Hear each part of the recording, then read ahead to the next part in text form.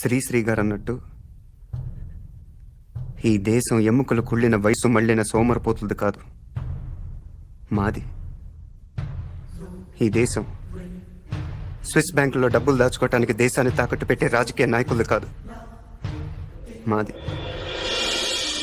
ఈ దేశం పోలీసుల చేతిలో ఉండాల్సిన తుపాకుల్ని ఫ్యాక్షనిస్టుల చేతిలో పెట్టి రౌడీ రాజ్యం చేయిస్తున్న హత్య రాజకీయవాదులది కాదు, మాది.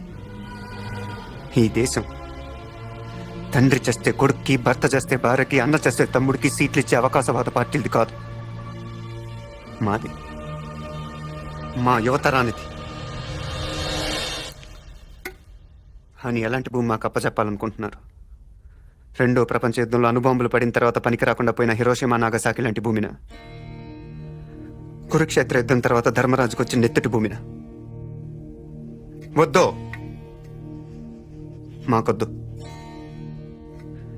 మాకు సుజలాం సుఫలాం సస్యశ్యామలంగా కనిపించే భారత భూమి కావాలి. ఆ భూమి మాకు మిగలనిస్తారా? విదేశీయులకు అమ్మేసి మా నేల మీద మమ్మల్ని పాలేరు చేస్తారు. ఒకప్పుడు చేలో వరేస్తే ఇంత ఆదాయం వస్తుందని, పళ్ళ తోటలైతే ఇంత లాభం వస్తుందని అందరూ ఆశపడేవారు. రాజకీయాల్లోకి వస్తే దిమ్మ తిరిగిపోయే ఆదాయం వస్తుంది అనుకుంటున్నారు. ఒకప్పుడు పోలీసులను చూస్తే సామాన్యుడికి భయం, ఇప్పుడు పొలిటికల్ లీడర్స్ని చూస్తే పోలీసులకు భయం. రౌడీలు, గూండాలు చేరి రాజకీయాలను రణరంగంగా మారుస్తున్నారు. సామాన్యులు రాజకీయాల్లో అడుగు పెట్టాలంటే భయపడుతున్నారు. ఇలాంటి పరిస్థితుల్లో ప్రజలకు సేవలు చేయాలనుకునే విద్యార్థులు, మేధావులు, సంఘ సంస్కర్తలు ఏ ధైర్యంతో రాజకీయాల్లో అడుగు పెడతారు?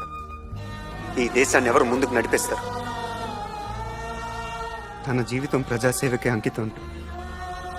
బిడ్డలను కూడా కనకుండా కడదాకా ప్రజాసేవకి అంకితమైన ఒక పుచ్చలపల్లి సుందరయ్య కావాలి. కట్టు బట్టలు తప్ప కార్లు, మేడలు ఆశించిన ఒక వావిలాల గోపాలకృష్ణే కావాలి. ఈ దేశానికి 2 సార్లు ప్రధానమంత్రిగా పనిచేసిన సొంత ఇల్లు కూడా సంపాదించుకుని గుల్జారీలాల్ నందా కావాలి. శ్యామ్ ప్రసాద్ ముఖర్జీ, బిఆర్ అంబేద్కర్, లాల్ బహదూర్ శాస్త్రి, అబుల్ కలాం ఆజాద్, కామరాజ్ నాడార్, ప్రకాశం పంతులు, వీళ్ళు కావాలి. సామాన్యంగా యువతరం దారి తప్పిందంటారు. నిజానికి దారి తప్పింది రాజకీయం. దాన్ని యువతరం దారిలోకి తెచ్చుకోవడానికి చేసిన ఈ ప్రయత్నం మాది ఎవరన్నారు?